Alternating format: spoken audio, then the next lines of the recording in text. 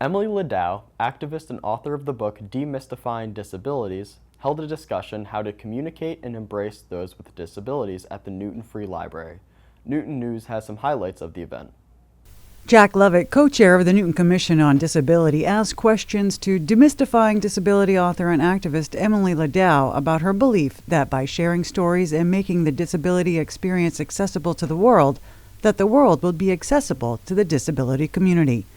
The first question asked by Lovett was, what is a disability and how do you define it? Trying to define the term disability is not as straightforward as, let's say, the Americans with Disabilities Act would have you believe. The ADA defines disability by way of impairment. It's focused on what you are not able to do in your daily life. But I think that that is such a limiting perspective on disability, albeit an important one because it is indeed how we are protected by the law through that understanding. But the challenge here is that in many ways that's incredibly narrow, because if we're only looking at disability in terms specifically of inability, we're missing so much about a person's experience.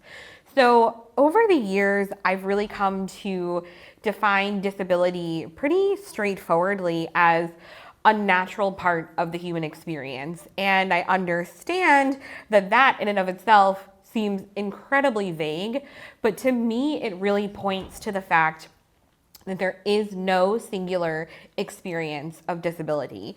And when I am speaking with you all tonight, I'm coming to you with one perspective of disability. And Jack, similarly, you're coming to everybody with your perspective on disability.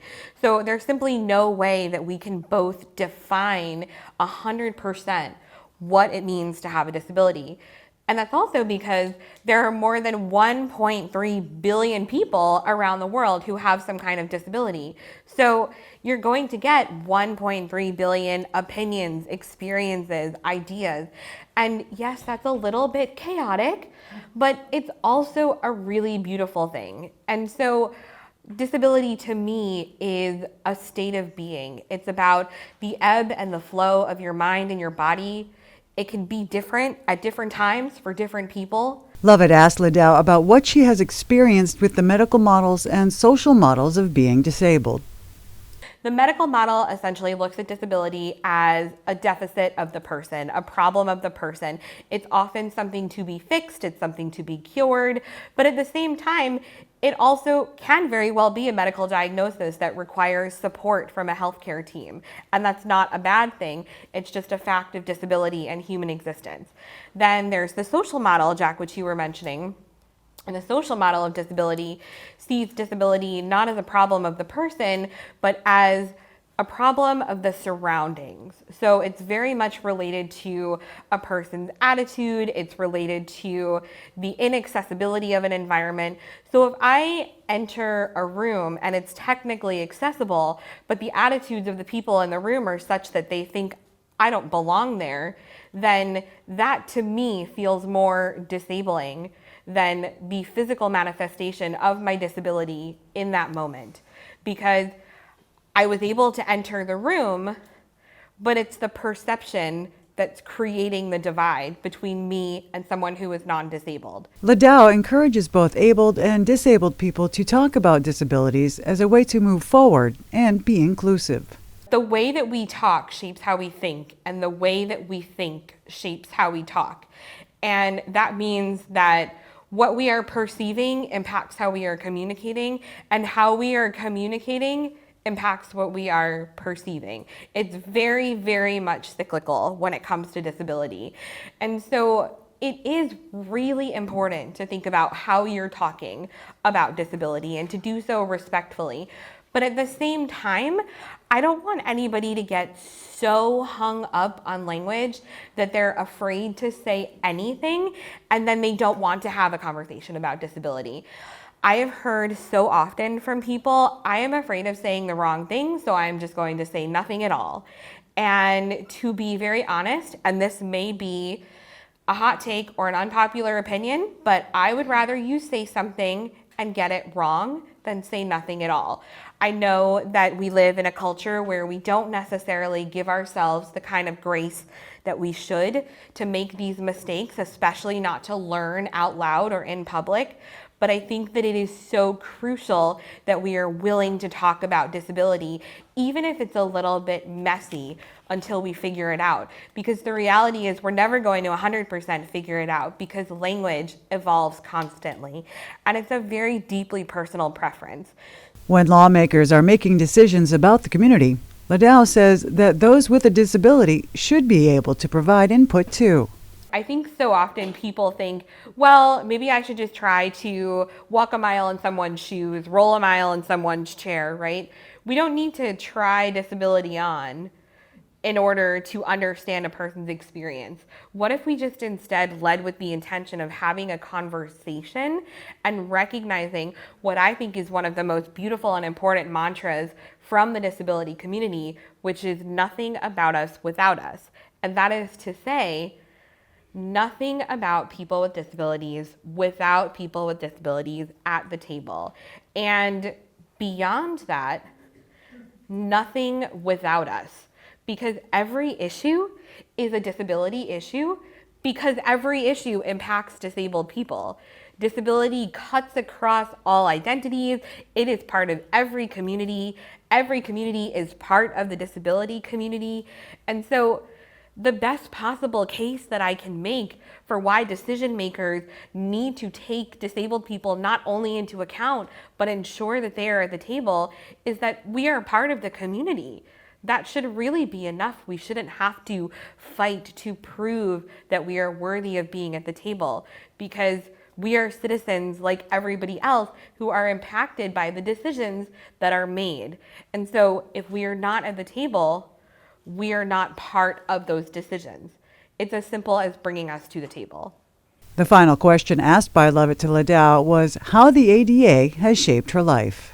As many of the audience know, this is Disability Pride Month, which is a month that recognizes the passage of the American with Disabilities Act, which was in many ways a transformative civil rights law, perhaps the most transformative civil rights law for the disability community. This year is the 35th anniversary of the ADA. So, in reflecting on its passage, Emily, I wanted to ask you, as someone who was born post-ADA and had the privilege of growing up in a post-passage of the bill, how has the ADA shaped your life? What's one way it could be updated? And perhaps, since I know your mom obviously lived before ADA, I mean, how do you think the ADA transformed your life as compared to hers growing up with a disability? What a beautiful note to wrap up on.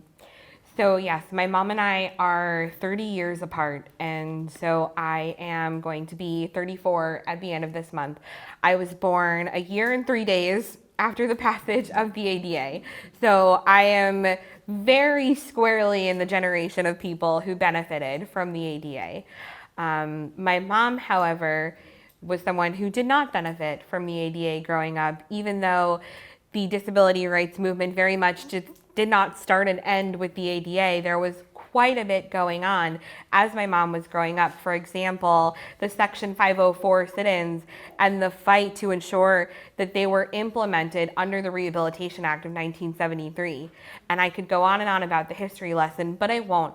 Nevertheless, all of this is to say, this was happening while my mom was growing up, but there weren't mechanisms to connect with that happening in the same way that there are now. So this is probably the one and only time you'll hear me say that social media is a good thing, because it is in many ways how I found my way to the broader disability community and to staying connected with them. And so my life was so different because I knew that I had the legal protections in place when something went awry. It didn't always mean that those legal protections came through, because I always say you can create a policy, but you can't legislate an attitude. That being said, I think that for me, the biggest impact of the ADA has just been the fact of knowing that I have a history, a culture, and a community behind me, and I am not alone in the fight, even when it feels like I am alone. And I wish that my mother had had that growing up, but she often says that it was me who dragged her kicking and screaming into feeling proud of being disabled, because she wasn't surrounded by that mindset or that attitude. But that being said, the note that I would like to wrap up on is that as we look ahead to the 35th anniversary of the ADA at the end of this month, it is a floor and not a ceiling. So much happened before, so much has happened after, so much is at risk of happening right now that puts disabled people in jeopardy. We cannot afford to stop this fight. It is more important than ever. I don't take for granted the people who ensured that I live a life protected by the ADA, but I don't want to know in my lifetime what it would be like if those protections were rolled back. So I am hoping that all of us in this room can commit to doing whatever we can, no matter how small. It is still important. We're all in this work together. Audience members also asked a few questions to get Ladau's perspective on their experiences. The evening ended with a quick PSA from Emily Ladau and others advocating for the disabled. We promised several people to do a little public service announcement about the word handicapped. We cannot forget this. This was discussed in our book group. Our ADA coordinator, Jeannie Fairley, this is very important to her. Everybody here, never say handicap spot. And Emily, why should we not use that word any more? I am so sorry, Jeannie. Thank you for the prompt. It's outdated. Let's all say accessible. It's an easy switch that we can all make right now. I challenge every single one of you to make that switch.